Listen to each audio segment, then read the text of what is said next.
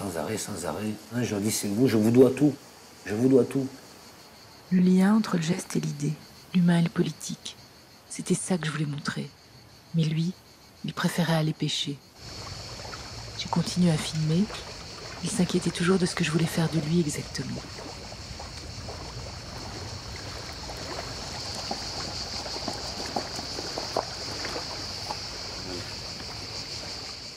Et que je dirais pour le liant du film, je vais dire une connerie, mais comme il filme, je sais, tu vois venir de loin. Pour le liant du film, tu crois pas qu'il faudrait qu'on couche ensemble Mais avec une caméra ou sans caméra, c'est ça? C'est excellent. Tu le laisses à le film, ça. C'était sa façon de s'échapper. On était dans l'arène du film, dans le danger du portrait. Comment capturer l'homme pour comprendre l'œuvre? Comment regarder l'œuvre pour comprendre l'homme? Tantôt lui taureau, opaque, méfiant, et moi toréador, défiant, voulant soumettre la bête. Tantôt moi la bête, entêtée, question banale, brutale, voulant percer le mystère. Et lui le torero, esquivant, brillant, la question biographique, l'inquisition intime. Tout au long de nos rencontres, je l'ai vu, impérieux, impérial, s'échapper à mon encerclement, impatient d'une mise à mort, pour enfin retourner au travail ou dans la mer.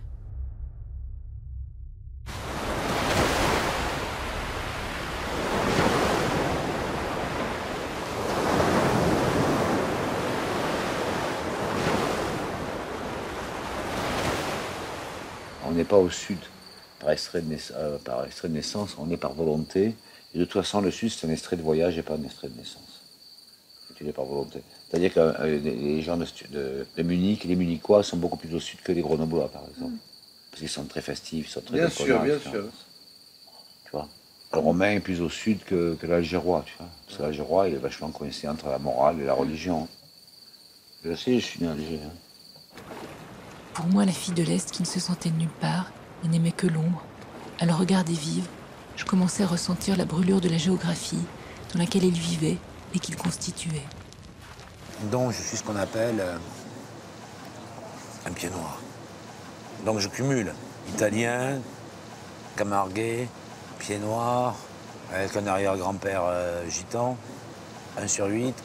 Ça fait beaucoup de choses. Il y a quand même une odeur de mort dans la culture méditerranéenne. C'est quand même bâti essentiellement sur une nourriture esthétique qui est basée sur la violence. La violence des signes, la violence des mots, la violence de la lumière, la violence des faits, la violence des affirmations. Qui rejoint à un moment donné aussi celle de la culture nord-européenne sur la violence des non-dits, sur la violence des non-regards, sur la violence de l'effacement, sur la violence de la disparition. On en est une espèce d'hyperbole qui se rejoint et qui pose probablement les mêmes questions. Qui sait? Seul le diable sait. Restait à comprendre comment son incandescence se transmettait de son corps à son travail.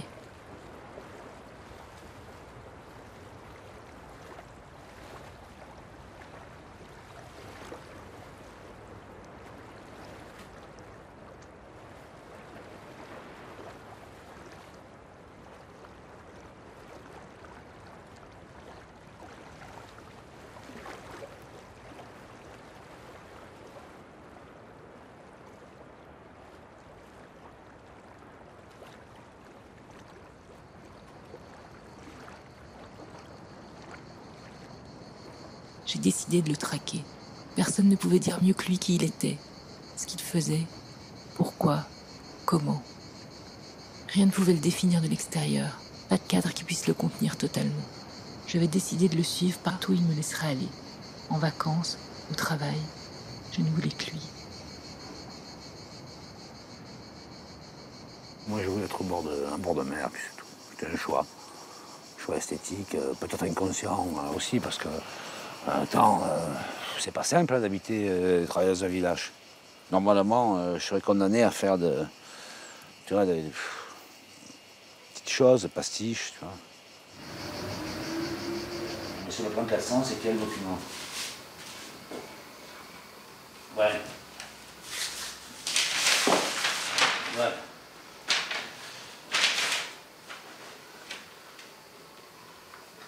Oui, c'est le plan SF1, c'est ça?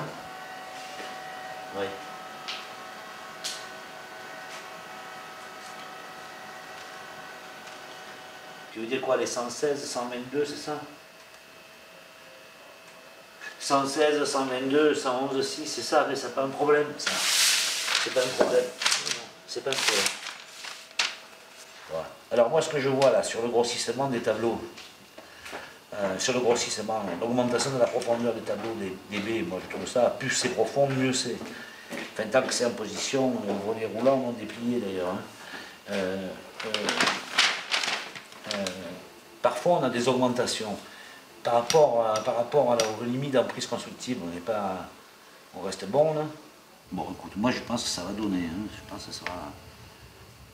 Écoute, essaie de gagner, de faire reculer le coulisseau. Hein. Mais je te donne un peu d'espoir d'y arriver. Fais un coup de téléphone au menuisier et puis on va voir ce que ça donne. Plutôt c'est la scène qui s'accélère, hein, qui met le feu par frottement à l'inségal. Bon alors écoutez, moi je veux voir celle-là avec des poteaux de 20 tous les 3,50 m. Puis celle-là avec des poteaux qui sont tous amincis. Surtout pas avoir des poteaux qui sont dont la largeur est supérieure à la profondeur, c'est pas possible. Allez, vous le faites, ça c'est possible, ça ne demande pas trop de boulot pour le modéliser. C'est pas trop de boulot, mais c'est pas en 5 minutes quand même. Hein. Oui, non mais je sais bien, mais ça peut se voir demain, tu crois? Demain, ouais, c'est bon. Okay. Alors les variantes. Version d'hier, version d'aujourd'hui. Je veux dire, on ne peut pas faire passer trop de messages. Voilà. Moi, je préfère un message bien lisible comme celui-là, c'est déjà pas mal. Hein. Ouais. Tu imagines après en mise en lumière ce que ça va donner. De nuit, c'est sûr que ça c'est spectaculaire. Oui, c'est ça. De jour, c'est du travail. Ça arrête surtout au début de jour, c'est pas un cadeau. Hein. Moi, je pense que c'est vraiment, on a vraiment une très grosse potentialité là-dedans. Tu vois. J'assure, tout à l'heure, par rapport aux premières recherches qu'on a fait, je vous disais, mais c'était pas possible. Quand tu le vois avec le recul, c'est honteux ce qu'on a fait. Et moi, je peux te dire, je ferais un 20. Quand on dit la fréquence, ça va passer à 25-25, à 22-22, parce que ça sera dimensionné. On va la faire passer avec un béton, on va la faire passer avec un C30, tu vois, mettons un peu dopé pour qu'ils prennent tous les efforts de cisaillement, tout ça. Mais je vois, il ne faut pas lâcher dessus. Vous le dessinez à 20-20 le poteau. L'entreprise, elle va gueuler, puis après on va demander un dimensionnement, et puis après on va se farcir l'ingénieur, et on va l'obliger à mettre dans du béton un autoplaçant qui fonctionne à 30 MPa, et on va arriver à passer à 22-22. J'imagine, c'est sauvé s'il y a 22 par rapport à 30, on a 8, on met les châssis, on met les châssis de bois, on met tout, tout passe. Et alors là, c'est gagné. Hein. L'architecte n'a pas le don d'ubiquité, c'est pas vrai. Il est un des éléments d'une synthèse globale dans laquelle les ingénieurs et surtout les savoir-faire de l'entreprise sont importants. Tu vois, par exemple, le Louvre, on fait des injections de béton à 12 mètres de profondeur. L'entreprise, René Delot, avait un géologue qui devait lui estimer la densité de l'injection, la vitesse de l'injection et le diamètre de la canule d'injection, qui fait entre 5 mm et 7 mm de diamètre. Et je lui ai dit, mais sur quelle base vous le faites? Il me dit, sur le taux de résistance au sol. J'ai dit, mais comment vous le connaissez sous les bâtiments historiques? Il me dit, c'est au pif. Il me dit, c'est mon expérience. Tu vois? Un peu un anesthésiste qui te regarde et qui te dit bon, je vais faire une piqûre, je vais me mettre un truc un peu fou. Et en fait, l'acte de bâtir, c'est cette histoire fabuleuse, tu as qu'il y a des centaines d'expertises cumulées. Et ce qu'il faut, c'est que ces expertises cumulées fassent sens. Et sécurisent le dispositif constructif. Et en même temps permettent de prendre des risques mesurés. Les rythmes, il faut qu'ils soient mesurés. Mais si une des expertises est défaillante, elle contamine les autres. Et là, il y a aussi le rôle de l'architecte de veiller à ce que ces expertises puissent prendre une position logique, légitime, dans l'ensemble de la musique. En fait, c'est très proche du métier de chef d'orchestre. Tu brasses de l'air, en fait. Tu brasses de l'air, tu fais des gestes avec les mains, mais c'est quand même les autres qui se collent la musique.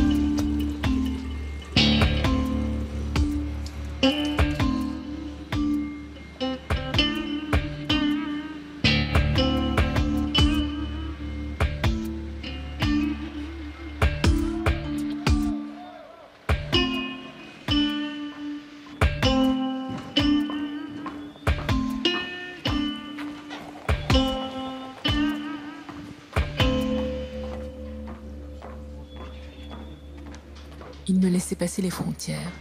Je les passais. C'était ça pour moi un vrai portrait. Ne pas faire des images, passer derrière, filmer les creux, laisser le temps, oser contempler l'homme comme normalement seuls les hommes contemplent les femmes. Il me donnait accès à son corps. J'étais donc forcément plus près des racines de l'homme, donc des racines de l'œuvre. Essayer de faire un film nu.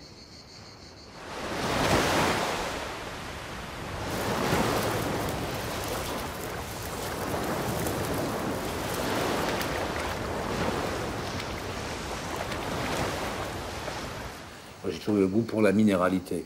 Voilà. La minéralité de manière générale. Parce que j'ai toujours pensé que la minéralité était dans la continuité de l'histoire de la ville européenne.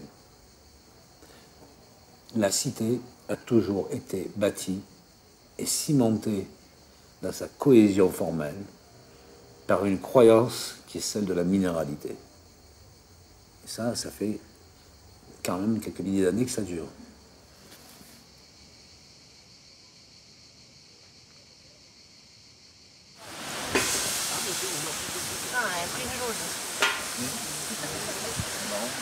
Je ne me disperse pas, voilà. J'essaie d'éviter de me disperser, ce qui n'empêche pas que j'utilise d'autres matériaux que du béton.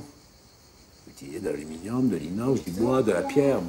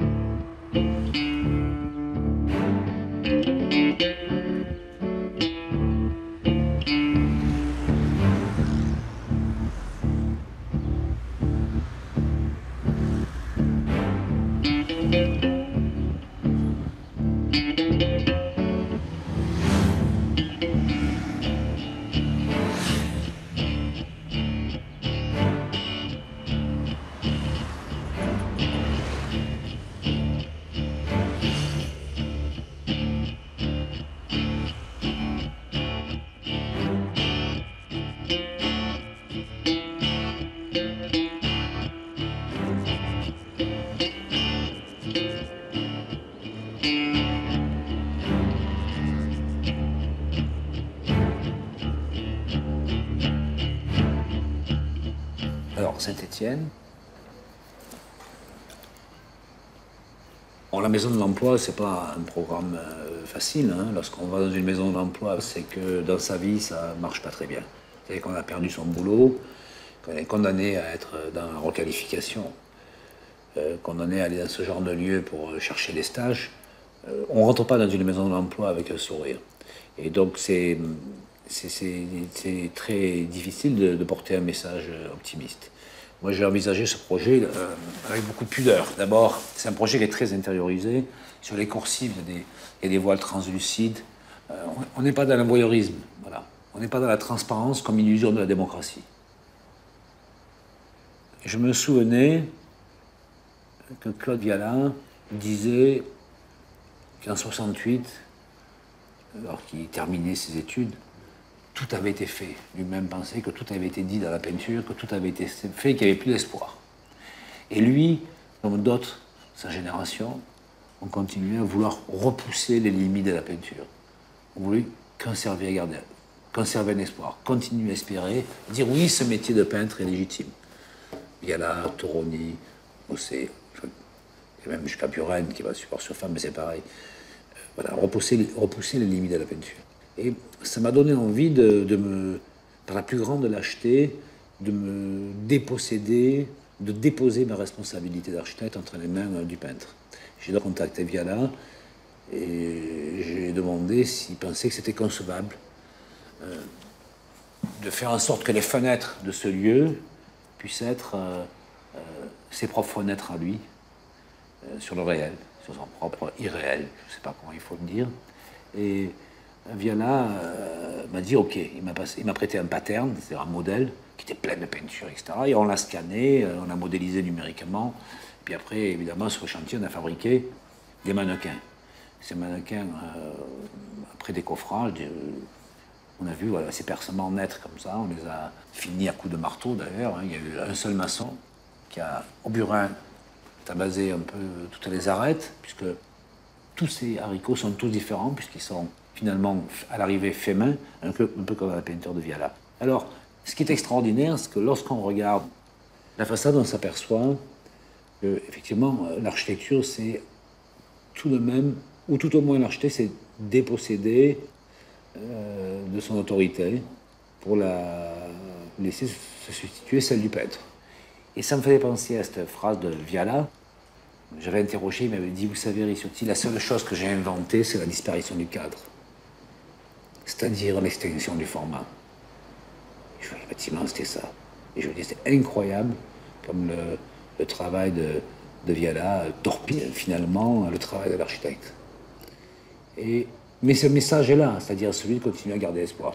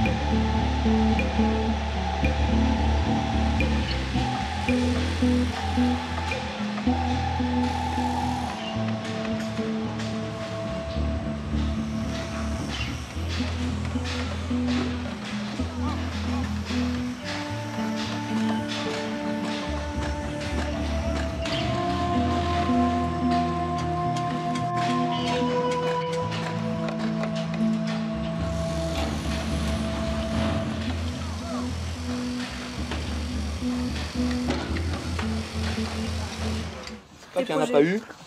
Qui c'est qu'il n'y a pas eu? C'est Laetitia. Dis-moi, il y avait encore trop de... J'y suis allé, là. Il y a des luminaires, des lampadaires au plafond. J'y étais hier, là, avec une merde de... Ils enlèvent la deuxième phase. Ouais, il y a intérêt. Je les arrache avec les dents ou je vous les fais déposer avec les dents. Hein, ça déconne. Mais il n'y en aura plus aucun sans rien. Les prospects, vous savez. Puis après, en hauteur, pareil. Les prospects, les gabarits autorisés. Les contraintes de hauteur. Vous voyez que c'est de partout pareil.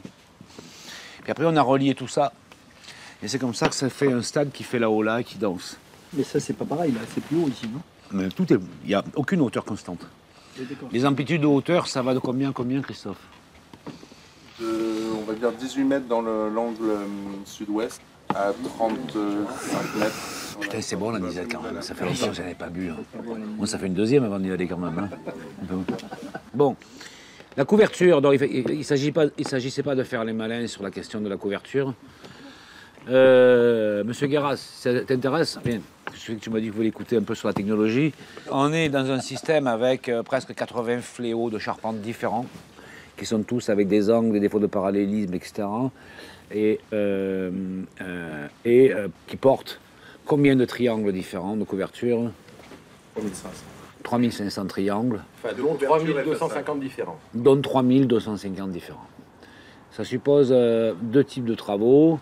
Premièrement, un travail remarquable qui fut fait par le bureau d'études d'ingénierie, qui est toujours passé sous silence quand je vois des publications dans le Moniteur à droite et à gauche, il n'y a jamais son nom, je trouve ça scandaleux, je te le dis comme je le pense, qui est le bureau d'études Hellring, c'est-à-dire l'amoureux Ricciotti Ingénierie, dont un des deux associés est mon fils, quand lui s'est fait farci le dispositif depuis longtemps quand même, lequel est totalement volé maintenant par ces escrocs d'anglais de RFR qui font le même système, la même technologie, la même géométrie à Poitiers, mais sur 1,80 m de portée au lieu de 8 mètres. Là, ça devient intéressant. Ça devient intéressant. Oui, bon, je te le dis. Non, je casse pas. On est pillés, les Français, sans cesse. Et puis, il y a eu un travail de définition géométrique assez épuisant. On a dû changer plusieurs fois de logiciel. On a pris une partie de la phase exé qui était chez l'entreprise, on a pris nous parce que l'entreprise était aveugle du point de vue de la connaissance géométrique du système. On a dû identifier 3500 triangles, un après l'autre, un peu comme au XVIIIe siècle, au moment où on travaillait la stéréotomie de la pierre, où toutes les pierres étaient identifiées chacune. Ils ont été fabriqués comment? À l'unité alors? À l'unité. Ils sont différents. Ouais. Ils sont fabriqués à l'unité, chaque triangle a son numéro. Avec un process industriel, quand même, sériel, qui a été mis au point entre Bonasabla et Romain Ricciotti en amont de l'appel d'offres, où n'existait pas encore à cette époque-là, qui permettait d'avoir des variables en jouant sur la base du triangle, enfin sur quelques phénomènes géométriques. Et puis aussi, quand même, cette contribution de Léon Gross, je le dis, sur la question de la mise en œuvre. Ils sont partis à l'appel d'offres, ils n'avaient pas de connaissance de cette technologie, je les ai soutenus, je dis il faut y aller, il faut avoir confiance, etc. Tu as eu les couilles, Carminati, il est allé, il a réussi, c'est bien, avec des mises au point que je trouve extrêmement savoureuses, qui sont notamment les vérins. Les bielles. Les bielles, oh là là, j'ai craqué quand j'ai vu ça. Les bielles en inox, vous allez voir, pour adapter les variables dimensionnelles, voilà. Adapter. Parce qu'on a des problèmes de mise en charge de fléau, mais c'est un des stades les moins chers de France, je te dis. Hein. Tiens. C'est un effet de tuile. Hein? T'as rien, toi? Oui, c'est nous. On est au stade de l'exé. Déjà, je me tiens là. Aucun pot. Bon. Il y a manger. Et on va manger. T'es bien jolie, toi. Hein? Ça va, Miss? Hein? Oh, j'ai pas vu le chef. Ça va? Même pas aller sentir ma chorba, elle va sentir la casserole. Elle est où la chorba? Elle est là? Parce que tu m'as dit, l'autre, au téléphone, j'ai demandé une chorba, il m'a dit n'importe quoi, faut voir. Ah bah, ça va aller. Toi, tu sais ce que c'est la chorba? Il y a des piments même. D'accord. Alors le pinard, c'est pas moi. Vie de l'enfant Jésus, mais c'est pas un club de pédé ici, c'est quoi ce truc là? Les olives dénoyautées, c'est vraiment un truc de con ça quand même. C'est décadent des olives sans noyau, franchement, attends, pourquoi vous m'avez foutu des olives dénoyautées? Je vous avais dit qu'il fallait que je compte. Mais si, je leur ai dit, je veux que des olives cassées, rien de... mais il n'y a rien à faire. C'est plus fort que... Il faut qu'il fasse chier des olives dénoyautées. Je peux pas vous lâcher 5 minutes, c'est pas possible ça. Allez. Non mais attends, des olives dénoyautées, couillon, attends. Ah oui, attends, un truc quand même. Là-dessus, là, quand même, tant qu'on est encore un peu lucide. Alors ça, c'est ta résille, ça. Non, mais ça, c'est un élément de couverture, voilà, de la résille, effectivement, dont on voit tout le raisonnement. En fait, c'est une gigantesque tuile à emboîtement, avec la récupération des eaux. Alors, évidemment, avec tout le mouvement organique, il a fallu modéliser les comportements hydrauliques. C'est la première toiture au monde qui a été agréée comme étant imperméable, sans étanchéité bituminaire. Les inclusions de verre. Pas malgré, effectivement. Eh ben oui, eh ben on a fait tous les tests, les essais, etc. Mais attends, je voudrais comprendre. Les inclusions de verre. Ah ben on va voir des prototypes sur place, on va voir des éléments. Alors, ça c'est le déambulatoire. Tu vois, un peu comme dans les arènes antiques, c'est un déambulatoire. Voilà. C'est un stade qui a les pieds dans la cité, voilà, qui n'est pas dans le territoire, la périphérie n'est pas sectorisée, voilà. Hein. Et ça, tu fais tout le tour du stade comme ça. Monte par 6 escaliers monumentaux. Tu fais le tour complet. Et c'est pas fermé, c'est-à-dire que tu vas circuler sans arrêt. C'est pas du foot, quoi, c'est du rugby. C'est pas du foot, c'est du rugby, donc c'est plus amical.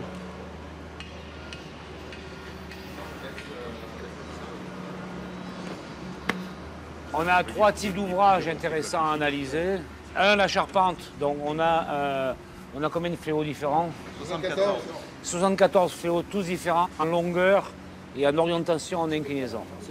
La résolution géométrique de fléau à fléau était faite par des triangles isostatiques, comme vous le voyez. Ça ne pouvait pas être fait par un ouvrage à 4 faces, ça pouvait être fait par un ouvrage à 3 faces. La charpente, c'est tout à la gloire de Marc Malinowski, qui est quelqu'un d'exceptionnel. Tout le raisonnement structurel de la couverture, c'est Romain Ricciotti. Et cet ouvrage extrêmement délicat que sont les vérins, c'est une création de Léon Gross, que je trouve extrêmement habile. Bravo à l'équipe de Léon Gross, les Carminati et compagnie. Donc nous sommes ici sur des valeurs technologiques qui plairont à mes confrères, c'est-à-dire des réponses archaïques à des raisonnements savants, et pas l'inverse. Je vais vous dire, je pense que ce qui peut faire notre gloire à nous architectes, si on veut reprendre la main sur une profondeur politique, c'est de fabriquer des bâtiments sur lesquels il y a une grosse production de main-d'œuvre, ce qui est un vrai point de vue politique comme clé de répartition, comme clé de redistribution des richesses. C'est-à-dire qu'on voit combien aujourd'hui s'inverse le processus industriel, où ce qui est savant est délocalisé, et ce qui est sans qualité de savoir, je dirais, et un savoir non reconductible d'une certaine manière, c'est localisé, c'est en France. C'est-à-dire que nos ouvriers deviennent la main-d'œuvre sous-qualifiée des productions industrielles délocalisées. Voilà. Sur ce, bon appétit. Il n'y a que des gens que j'admire, des livres de la réaction française, Marc Mimran, Marc Barani, Francis Solaire et Jean Gervilly, le corsaire breton.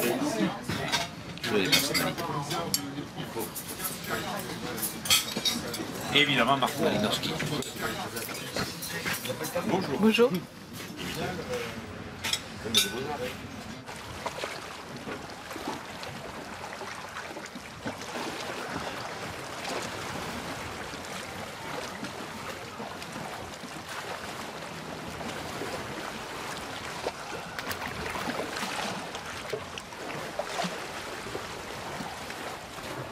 Je l'avais suivi en Corse, dans un paysage qu'il aimait. On se baladait, il parlait, il me disait « Mais vous parlerez dans le film. Faut pas que ce soit tout le temps moi qui parle. Ça m'insupporte de me voir tout le temps parler. Mais moi, j'avais rien à dire. J'aimais écouter. Je suis plutôt du genre muette. C'est pour ça que je filme. » Je me souviens justement d'une longue conversation un soir où il avait dit des choses personnelles, raconté des histoires. Si je mettais ça dans le film, ça allait peut-être l'énerver. Tant pis, je m'en foutais de lui plaire. Tout ce qui m'intéressait, c'était le film. C'était de le révéler lui, quand lui il me plaisait. Backstage, dans l'ombre et dans le risque de la nuit. Il parle de la lâcheté de Trotsky, son incapacité à passer à l'acte, etc. Il connaît bien tous les phénomènes historiques, Lénine, Staline, Hitler, Mussolini. Pour arriver à la conclusion que tous ces gens-là sont des tyrans en puissance. Il écrit ça quand même en 1936. Et il réécrit un postface dans le livre, donc juste en 1945-1946. Il dit, vous voyez, je n'ai rien à retrancher de ce que j'écrivais en 1936. Il a été visionnaire avant tout le monde. Quand il est embastillé, il part pour être foutu sur une île où il est en exil, parce que ce qu'il écrivait, ça ne plaisait pas à Mussolini. Il y avait un peu ce qu'il écrivait, un peu parce que dans Caméléon, il invente un caméléon qui est sur l'épaule de Mussolini, qui dialogue avec Mussolini, où il se fout de sa gueule quand même, tu vois. C'est quand même un peu énorme. Pasolini, alors si tu vois le sujet Pasolini, on en a jusqu'à 3h du matin. Non, tu le sais. Moi, oh putain, moi aussi. Moi, c'est ma plus grande découverte, tu vois, récente. Ouais, il faut dire tout. Dans la longue route des sables, ça c'est... Des chefs-d'œuvre. Bon. Et tu vois, Dominique, moi j'ai pas beaucoup d'amis avec qui je peux partager cette passion de Malaparte et Pasolini. Tu es qu'avec toi que je l'ai. Je suis allé en Israël 2-3 fois pour faire un projet à... Ça s'appelle... à Bethléem. Mais bon, qui n'est pas sorti, donc passons, on zappe ça. Puis on a dit, je vais visiter le Saint-Sépulcre. Je trouve ça détestable cet endroit. Et je trouve ça très laid. En fait, il est très laid. Tous les motifs, toute l'iconographie, il n'y a rien de vraiment très beau. Rien n'est comparable avec la plus modeste des églises romaines. Ouais. J'avais un assistant qui est très croyant, qui m'explique. Il y avait la pierre au sol, qui était la pierre qui était sur le tombeau de Jésus. Tu fais un peu d'histoire. À ce moment-là, à Jérusalem, il y avait la 7e Légion de Rome en poste. Que faisait la 7e Légion de Rome en poste à Jérusalem? C'était l'ONU. elle faisait la police pour régler la querelle qui devenait violente entre les ancêtres des chrétiens et les ancêtres des juifs. Et je me dis, mais putain, finalement, je dis, bon, ils ont eu raison de le clouer, quoi. Ça commence comme ça. Non, mais attends, parce que quand même, les Juifs n'arrêtaient pas de se plaindre sans arrêt de Jésus, quand même. Tu vois, ils n'étaient pas contents. Bon, Jésus. Parce que Jésus ne respectait rien. Non, mais ils avaient gros sur la patate, les Juifs. Je peux le comprendre aussi, mais enfin, les Romains, qui étaient au-dessus de la mêlée, tu vois, ils disent, bon, lui, on va le clouer pour en finir. Bon, ils le clouent. Et puis ils se disent, putain, mais on a fait une catastrophe. On a fait une connerie. Et il faut que les chrétiens le récupèrent, parce que sinon, ils vont en faire une icône ou une idole. Enfin, pas une icône, plus une idole. Donc, ils le laissent récupérer. Ils lui fabriquent un tombeau, les Romains, parce qu'ils étaient très serviables. Tu vois, c'était la République, quand même, il faut imaginer, donc dans son service public. Ils lui fabriquent le tombeau. Les chrétiens prennent leur idole, ils le foutent dans le tombeau. Les Romains remettent la pierre dessus. Tout va bien. Étape suivante. C'est gamberge, Rome, hein, tu sais, c'était très politique. Ils se disent, mais putain, si on leur laisse le corps du Christ, ça va plus s'arrêter. Ça va être pire. Les Romains se disent, bon, on va faire disparaître le corps parce qu'il n'aura jamais existé. Qui sait qui peut bouger une pierre qui fait 500 ou une tonne, 500 kilos, une tonne? Parce que quand tu vois la pierre, elle fait 3 mètres de longueur, elle fait ça d'épaisseur, elle est large comme ça. C'est la pierre du couvercle, elle est au Saint-Sépulcre quand même. C'est cette pierre qui m'a fait penser à ça. Je dis, mais attends, tu imagines les juifs ou les chrétiens étaient capables de déplacer la pierre comme ça? Attends, ça se fait pas comme ça, c'est compliqué, il faut qu'il y ait tout un travail de manœuvre. Une ingénierie, il faut. Oui, une ingénierie dont les Romains avaient la maîtrise. Et donc, ils ouvrent le truc, ils prennent le corps du Christ, ils vont le balancer dans un ravin pour le donner aux hyènes, tu vois. Du coin. Du coin pour qu'il disparaisse. Ils se disent, putain, c'est fini. On est tranquille. Manque de pouille à les apôtres. C'est drogué, c'est hippie, c'est beatnik de l'époque.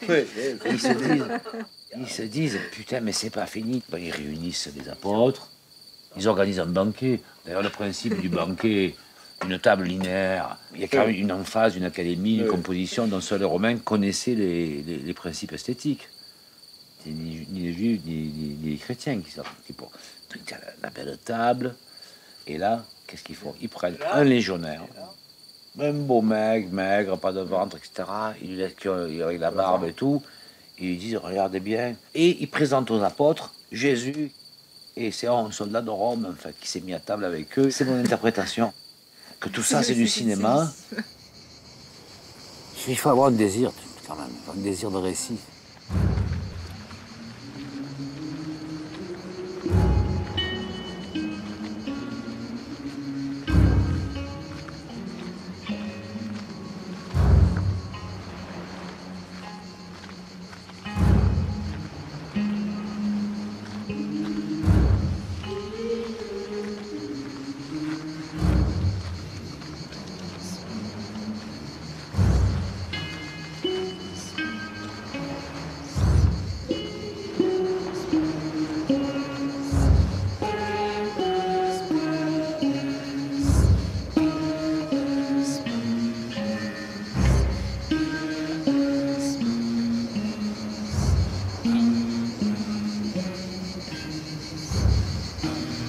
On m'a demandé pourquoi la forme n'existait plus, etc.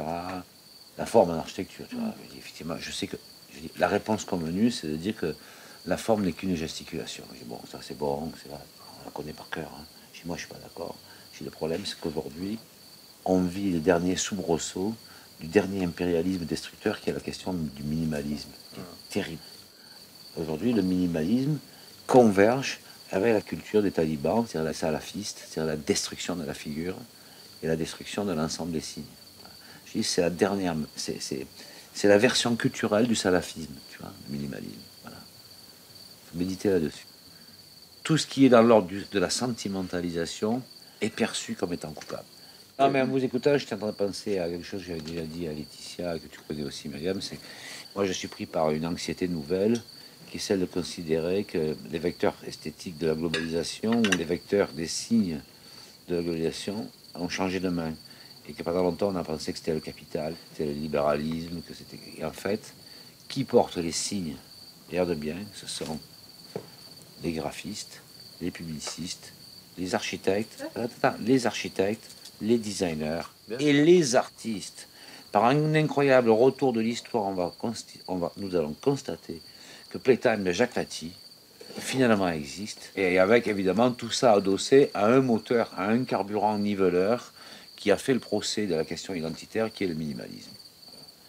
Et ce que je te dis là, que tu es en train d'enregistrer sur ta caméra, tu le balances sur un grand écran en public, ça fait scandale. Parce que tout le monde fait des pipes à cette question-là. Ils veulent tous s'enfoncer. Et évidemment, ils sont tous le point d'avoir, mais oui, l'identité, c'est un truc de fasciste, etc. Sauf qu'ils sont tous au contact, cette espèce de barbarie, tu vois. Il n'y a rien à faire, tu vois.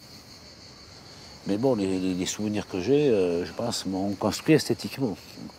C'est aussi peut-être pour ça le caractère minimum des paysages camarguais, dont la romance est autant une réalité qu'une abstraction, nourrissent le fait que j'ai pris en grippe le minimalisme, par exemple.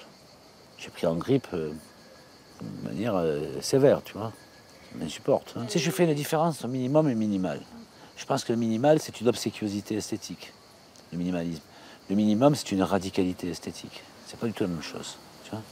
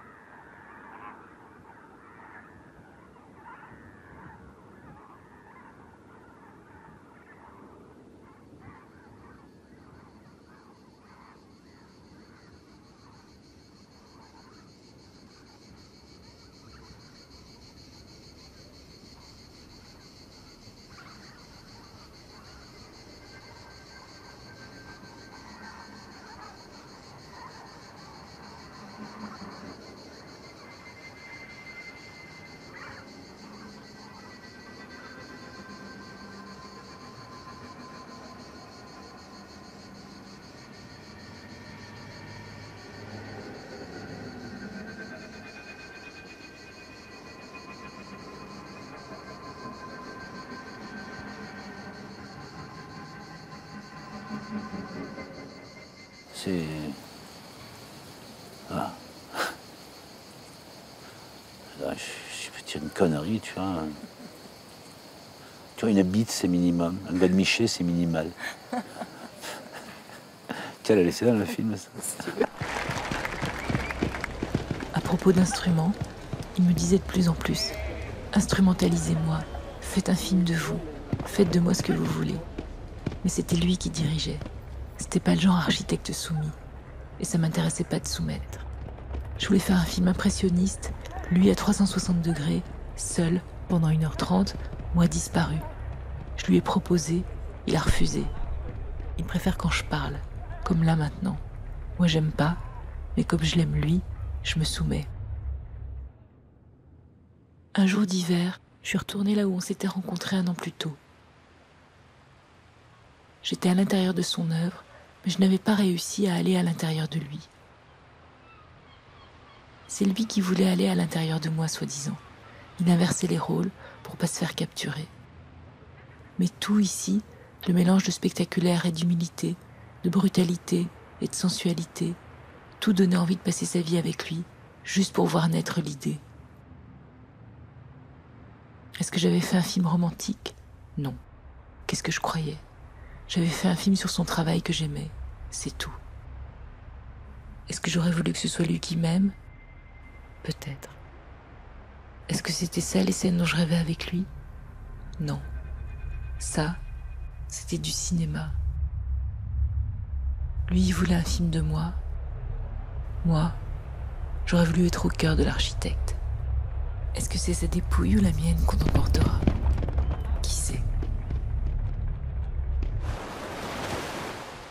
Dernière question, l'air de rien, pour débusquer la bête, comme un coup de grâce. Et la première commande, c'était un... C'était un auvent devant le garage d'une maison avec un barbecue. Tu vois. La cuisine, tu vois. Et de là, c'est... Bah, tu fais des projets petits qui grossissent, et puis les projets sont publiés dans des revues, et puis ça amène un petit peu de reconnaissance, et puis ça grossit petit à petit. Après, la question qui se pose pour moi, c'est qu'est-ce que je vais faire demain? Tu vois, je termine des très gros chantiers, qu'est-ce que je vais faire après?